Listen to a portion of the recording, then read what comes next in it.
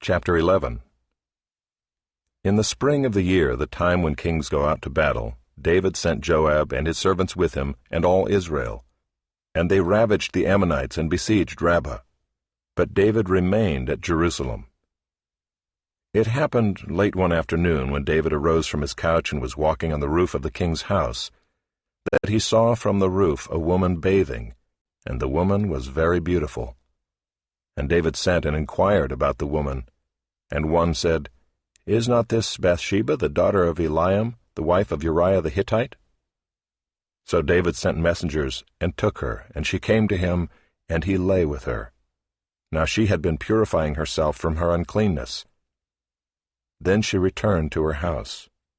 And the woman conceived, and she sent and told David, "I am pregnant."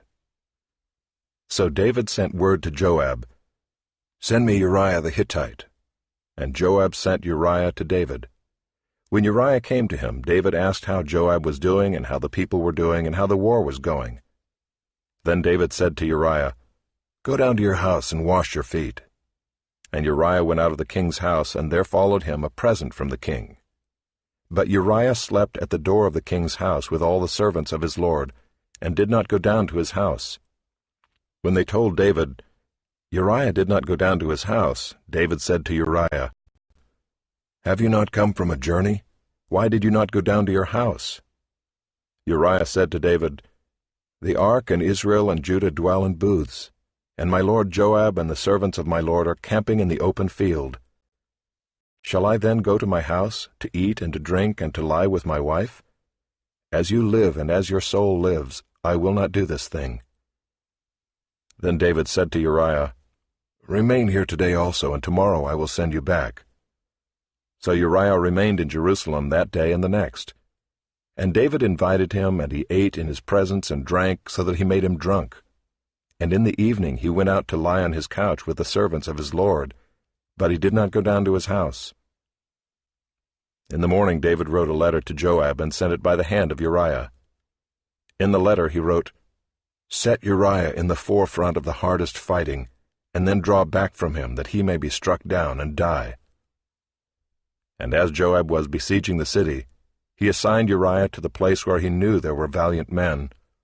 And the men of the city came out and fought with Joab, and some of the servants of David among the people fell.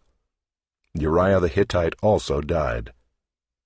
Then Joab sent and told David all the news about the fighting, and he instructed the messenger, "When you have finished telling all the news about the fighting to the king, then if the king's anger rises, and if he says to you, 'Why did you go so near the city to fight?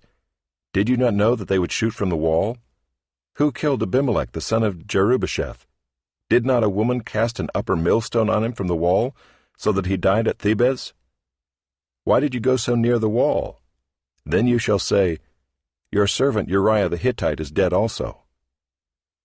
So the messenger went and came and told David all that Joab had sent him to tell. The messenger said to David, "The men gained an advantage over us and came out against us in the field, but we drove them back to the entrance of the gate. Then the archers shot at your servants from the wall. Some of the king's servants are dead, and your servant Uriah the Hittite is dead also." David said to the messenger, "Thus shall you say to Joab, 'Do not let this matter displease you, for the sword devours now one and now another. Strengthen your attack against the city and overthrow it, and encourage him.'" When the wife of Uriah heard that Uriah her husband was dead, she lamented over her husband. And when the mourning was over, David sent and brought her to his house, and she became his wife and bore him a son. But the thing that David had done displeased the Lord.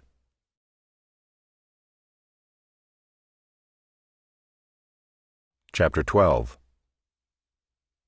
And the Lord sent Nathan to David.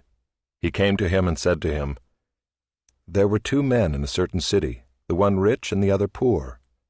The rich man had very many flocks and herds, but the poor man had nothing but one little ewe lamb which he had bought.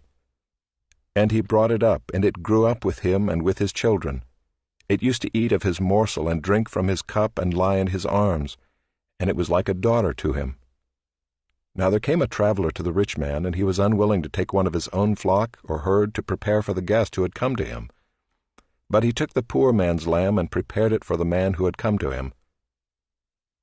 Then David's anger was greatly kindled against the man, and he said to Nathan, "As the Lord lives, the man who has done this deserves to die, and he shall restore the lamb fourfold, because he did this thing, and because he had no pity." Nathan said to David, "You are the man. Thus says the Lord, the God of Israel, I anointed you king over Israel, and I delivered you out of the hand of Saul, and I gave you your master's house and your master's wives into your arms, and gave you the house of Israel and of Judah, and if this were too little, I would add to you as much more. Why have you despised the word of the Lord, to do what is evil in his sight? You have struck down Uriah the Hittite with the sword, and have taken his wife to be your wife, and have killed him with the sword of the Ammonites.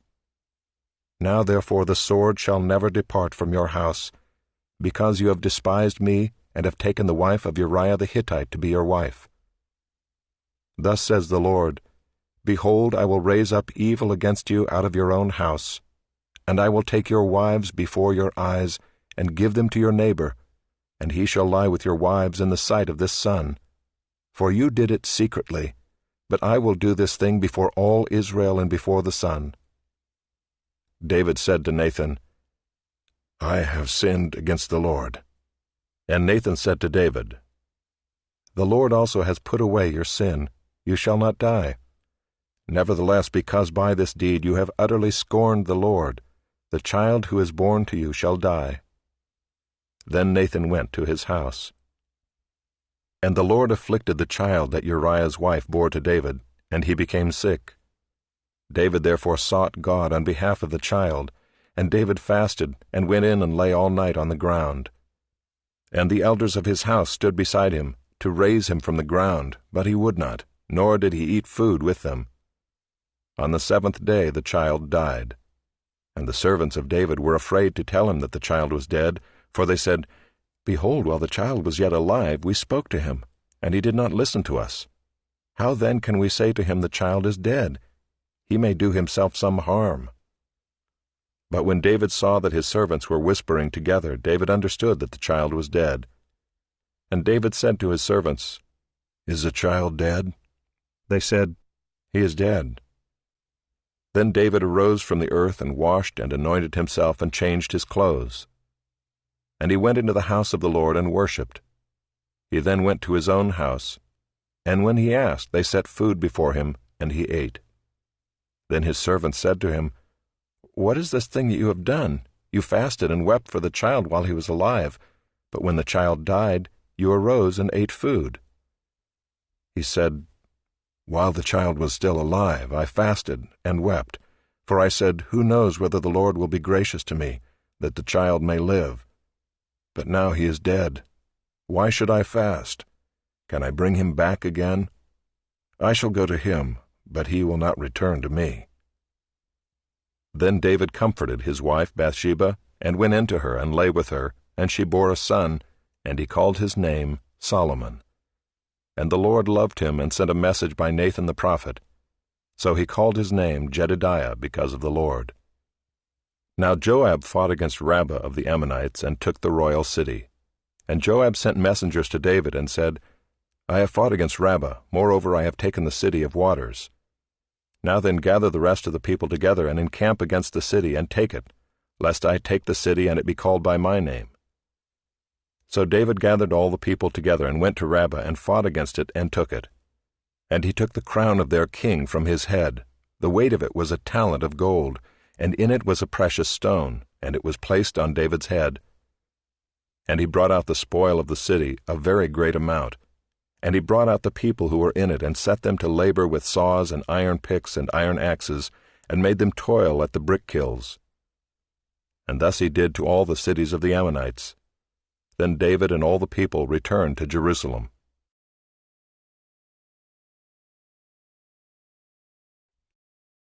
Chapter 13. Now Absalom, David's son, had a beautiful sister whose name was Tamar. And after a time Amnon, David's son, loved her. And Amnon was so tormented that he made himself ill because of his sister Tamar, for she was a virgin, and it seemed impossible to Amnon to do anything to her. But Amnon had a friend whose name was Jonadab, the son of Shimeah, David's brother. And Jonadab was a very crafty man, and he said to him, "O son of the king, why are you so haggard morning after morning? Will you not tell me?" Amnon said to him, "I love Tamar, my brother Absalom's sister." Jonadab said to him, "Lie down on your bed and pretend to be ill, and when your father comes to see you, say to him, 'Let my sister Tamar come and give me bread to eat, and prepare the food in my sight, that I may see it and eat it from her hand.'" So Amnon lay down and pretended to be ill. And when the king came to see him, Amnon said to the king, "Please let my sister Tamar come and make a couple of cakes in my sight, that I may eat from her hand." Then David sent home to Tamar, saying, "Go to your brother Amnon's house and prepare food for him." So Tamar went to her brother Amnon's house where he was lying down, and she took dough and kneaded it, and made cakes in his sight, and baked the cakes. And she took the pan and emptied it out before him, but he refused to eat. And Amnon said, "Send out everyone from me." So everyone went out from him. Then Amnon said to Tamar, "Bring the food into the chamber, that I may eat from your hand." And Tamar took the cakes she had made and brought them into the chamber to Amnon her brother. But when she brought them near him to eat, he took hold of her and said to her, "Come, lie with me, my sister." She answered him, "No, my brother, do not violate me, for such a thing is not done in Israel. Do not do this outrageous thing. As for me, where could I carry my shame? And as for you, you would be as one of the outrageous fools in Israel. Now therefore, please speak to the king, for he will not withhold me from you." But he would not listen to her, and being stronger than she, he violated her and lay with her. Then Amnon hated her with very great hatred, so that the hatred with which he hated her was greater than the love with which he had loved her. And Amnon said to her, "Get up, go." But she said to him, "No, my brother, for this wrong in sending me away is greater than the other that you did to me." But he would not listen to her. He called the young man who served him and said, "Put this woman out of my presence and bolt the door after her." Now she was wearing a long robe with sleeves, for thus were the virgin daughters of the king dressed. So his servant put her out and bolted the door after her. And Tamar put ashes on her head and tore the long robe that she wore. And she laid her hand on her head and went away, crying aloud as she went. And her brother Absalom said to her, "Has Amnon your brother been with you? Now hold your peace, my sister. He is your brother. Do not take this to heart." So Tamar lived, a desolate woman, in her brother Absalom's house. When King David heard of all these things, he was very angry. But Absalom spoke to Amnon neither good nor bad, for Absalom hated Amnon because he had violated his sister Tamar. After 2 full years, Absalom had sheep shearers at Baal-Hazor, which is near Ephraim, and Absalom invited all the king's sons. And Absalom came to the king and said, "Behold, your servant has sheep shearers. Please let the king and his servants go with your servant." But the king said to Absalom, "No, my son, let us not all go, lest we be burdensome to you." He pressed him, but he would not go, but gave him his blessing. Then Absalom said, "If not, please let my brother Amnon go with us." And the king said to him, "Why should he go with you?" But Absalom pressed him until he let Amnon and all the king's sons go with him.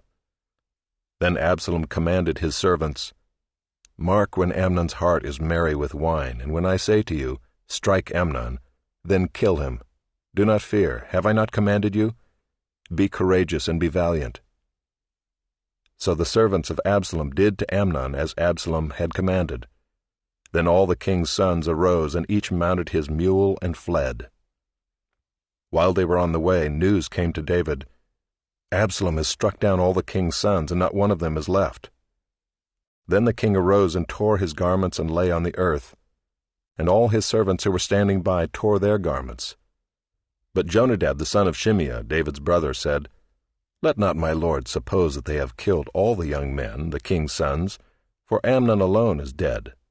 For by the command of Absalom this has been determined from the day he violated his sister Tamar. Now therefore let not my lord the king so take it to heart as to suppose that all the king's sons are dead, for Amnon alone is dead." But Absalom fled, and the young man who kept the watch lifted up his eyes and looked, and behold, many people were coming from the road behind him by the side of the mountain. And Jonadab said to the king, Behold, the king's sons have come, as your servant said, so it has come about. And as soon as he had finished speaking, behold, the king's sons came and lifted up their voice and wept. And the king also and all his servants wept very bitterly.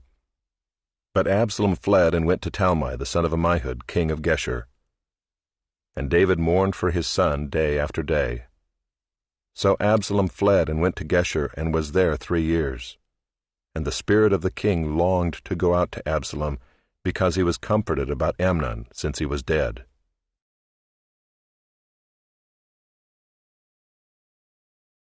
Chapter 14. Now Joab the son of Zeruiah knew that the king's heart went out to Absalom. And Joab sent to Tekoa and brought from there a wise woman and said to her, Pretend to be a mourner and put on mourning garments. Do not anoint yourself with oil, but behave like a woman who has been mourning many days for the dead. Go to the king and speak thus to him. So Joab put the words in her mouth. When the woman of Tekoa came to the king, she fell on her face to the ground and paid homage and said, Save me, O king. And the king said to her, What is your trouble? She answered, Alas, I am a widow, my husband is dead. And your servant had 2 sons, and they quarreled with one another in the field. There was no one to separate them, and one struck the other and killed him.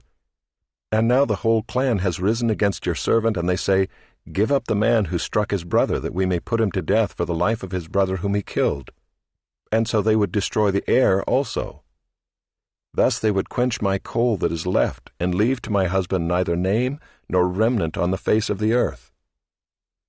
Then the king said to the woman, Go to your house, and I will give orders concerning you. And the woman of Tekoa said to the king, On me be the guilt, my lord the king, and on my father's house. Let the king and his throne be guiltless.